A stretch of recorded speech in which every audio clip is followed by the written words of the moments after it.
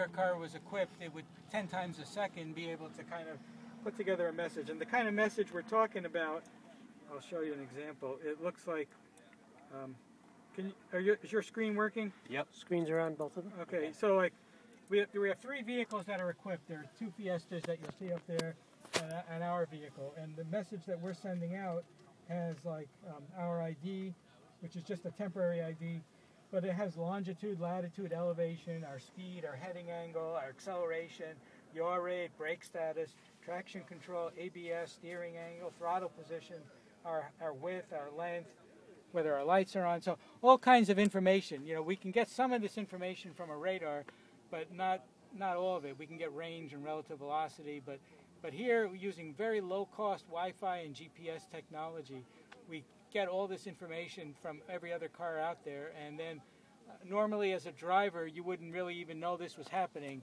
Your car would be sending and receiving these messages, but once in a while, if you made a mistake or somebody else wasn't paying attention and there was a threat, then you would get a warning and you would be able to kind of avoid this scenario. So we have something here we call target classification, and that's for every vehicle we receive a message from, we can put it in. Is it in our lane? Is it 1 lane over? Is it 2 lanes over? Is it ahead of us? Is it behind us? And then once we know where that car is relative to us, we look at their speed and heading angle and decide if there's a threat. And that's the kind of thing you'll see when we go through these demos. So the first scenario we're going to run through is something called EEBL. It's emergency electronic brake lights. And the idea is, imagine your car is in a line of cars, and maybe there's a big truck right in front of you, but 3 or 4 cars up ahead, somebody hits the brakes really hard. And you can't see it because of the truck. You can't see it because of the truck, so all you can do is kind of, when the truck reacts, then you have to try to react. Right. And so you get into these chain reaction kind of crashes. Accordion effect kind of thing. But the idea here is that wireless message would come from that first vehicle that was braking. You would know right away, even before the truck reacted, that there was something about to happen, and you could prepare for it. And so let's try that one first. All set?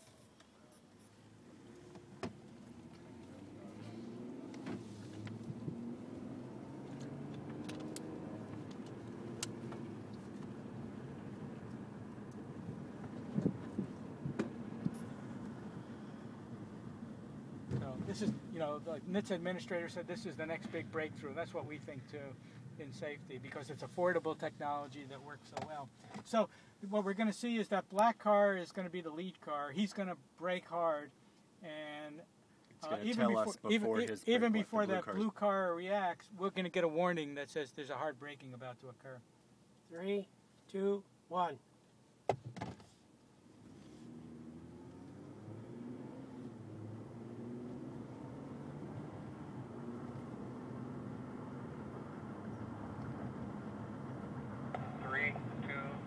Break. So that's the kind of warning we would get. I don't know if you noticed, but we got that warning even before he reacted. And the way the warning comes on is that sound, that beep, beep, beep, beep, beep, beep, but then these red lights are coming on the head-up display.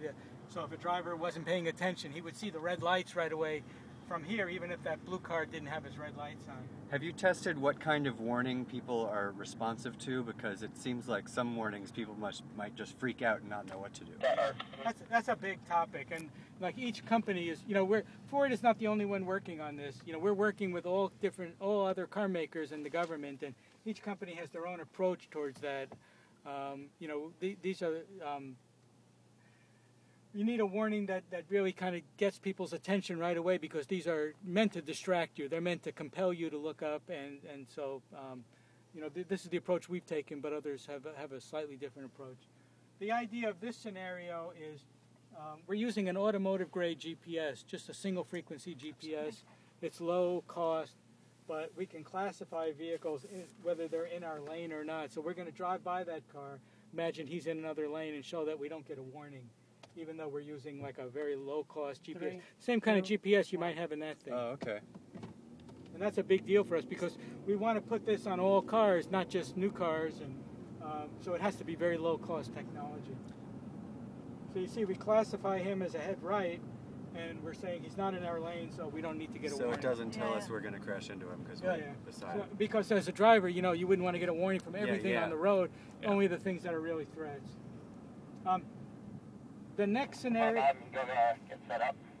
The next scenario we're going to show you is a really nasty one that we have a lot of trouble with. It's imagine you're. He's just coming across us.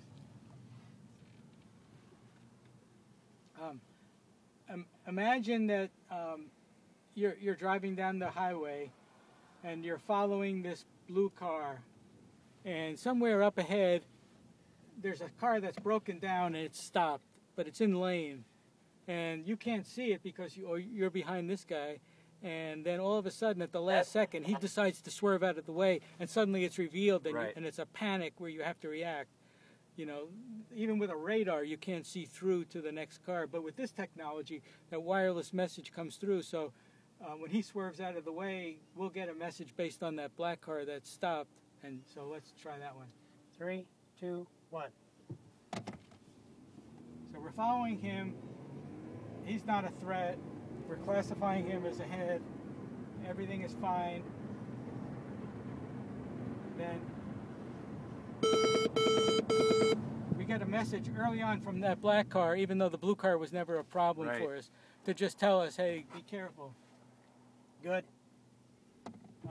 And it's only a second, but a second is all the difference, huh? Yeah, that's the idea. That's the solution to the jerky driver in front of you who's going fast and then pulls out at the last second to leave the stopped Which- car. What There made is this in front that? of You said you've This had is difficulty. The, blind spot. Okay, this one, go ahead. Let him ask Sure. this question, and we'll run. Go ahead. You said you'd had difficulty with that. What was what was the obstacle With what? with that last scenario? You Oh, said we it- had difficulty because we have a system in production called adaptive cruise control. I don't know if you've heard of that, but it's a radar speed control. Mm-hmm. So you set your speed that you want to go, but if there's a car, say you set your speed at 70, but the car in front of you is only going 60, it'll slow you down to match his speed, Right. maintain a headway, and then when he moves out of the way, bring Takes you you back back up up. to your set speed. But if there's a stopped car in front of him, the radar can't see it. So we rely on the driver to react in that kind of emergency situation. But if we had this technology, the system would notify the driver himself. The driver wouldn't have to do it. That's kind of what I meant. Gotcha. This one, we have a system in production already called blind spot warning. Mhm. A lot of cars have it either with a camera or radar. That's what these little icons up here in the mirror are for. They just tell you that there's something in your blind spot. So when you want to kind of look over to change lanes, that light would come on. Gotcha. With this technology, we can do blind spot, but we can also do something called lane change warning. And the idea of lane change warning is imagine there's a car on the side of you, but he's coming up really quickly. So he's not in your blind spot, but it's not a good idea to change lanes because the differential speed is so great. So this system looks back far enough that it can see that and start to warn you about that. So go ahead and try that one. 3, 2, 1. So we're driving along, and that blue car is going to kind of start coming up really hard on us, like they do in LA. And then we put our turn signal on and we get a warning. Ah, Or if he just sits in our blind spot and we put our turn signal on, we get a warning. gotcha. Good. Does it work with steering angle too, or is it just turn signal? So if you were Right you're now- an LA driver and you're moving and not signaling as they typically do. Right, yeah. Just for this demo, we hooked it up only to steering angle, only to turn signal. But in production, we would use other kinds of information like yaw rate and heading angle and steering angle Yeah. to kind of tell us that. Is this the do not pass? No. I- This is the. Oh, this is just a normal FCW. Yeah. Okay, so this one is just like the forward collision. I keep forgetting on that one. Yeah, But yeah. okay, so he's just going to drive, and we're behind him on the freeway, and watch what happens. 3, 2, 1. He's driving, and we're kind of had a long day, and we're tired, and we're trying to get somewhere, and we close in on him. And that's the normal FCW kind of a thing. Good. That one we can do with a radar, but the radar is like a $1,200 option, and this is like really low cost because it's Wi-Fi and GPS. In terms of really low cost, is there an actual dollar figure attached to it? Each or- company has their own Okay. proprietary thing, but like we already have GPS built into the car, and we would use the same GPS. We already have Wi-Fi built into a lot of our new cars, and this would use a modified version of Wi-Fi. So it's not a huge cost. It's crazy that GPS is cheaper than radar, even though it's a much newer technology. Yeah. This is do not pass, right? Yes. So this is a scenario where we're on a 2-lane road. I don't know if you guys do this too much in California, but a 2-lane road, and you're behind a slow-moving car. You pull out to the lane where the oncoming car is, and Drives you want my to wife pass them. crazy. And then Yeah. but there's a car coming that's coming over the hill Right. or just down the thing, and suddenly, you're about to have a head-on crash. Right. So let's watch this one. 3, 2, 1. So the black car is the one that's coming over Right. the hill. As soon as we put our turn signal on, it beeps at us to say, "Hey, don't change lanes now." Good.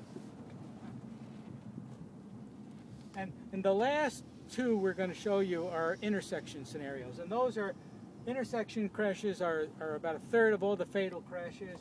They're really bad crashes, but like the field of view you would need for a radar, it would be really tremendous to handle this. With this technology, we get, with that one antenna on the roof, we're getting 360-degree coverage.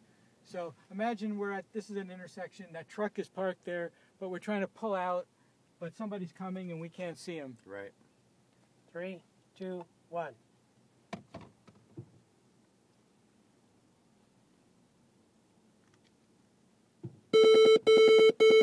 And all of a sudden, somebody's coming across, and we get that warning. And the very, very last one is maybe the most exciting. It's imagine you're at an intersection and you got a green light, but somebody is blown through a red light and is coming through that intersection and you can't see them. Those are the really bad crashes because you're both at speed. Yeah. And so, that blue car is going to come at us through that intersection, even though we have the green light here. Does the other car have to be equipped for this?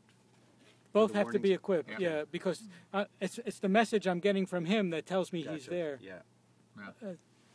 3, So getting that 2, into the uninsured drunken driver motorist car is the major issue. Right. here. Right. So the idea is that let's just watch. But way before we could even see it, we were starting to get a warning that somebody was coming through, even though the truck was there. So the idea is that NHTSA may require this on all new vehicles, but we're trying to get this retrofitted on even existing cars. Good. Yeah. Like you go to Best Buy and you get this kit that would kind of sit up here that have a GPS unit, have like this DSRC Wi-Fi thing, so that every car could get this. Because the benefit is really when you're equipped and they're equipped too. Yeah. If you got to wait for the fleet to turn over. It takes a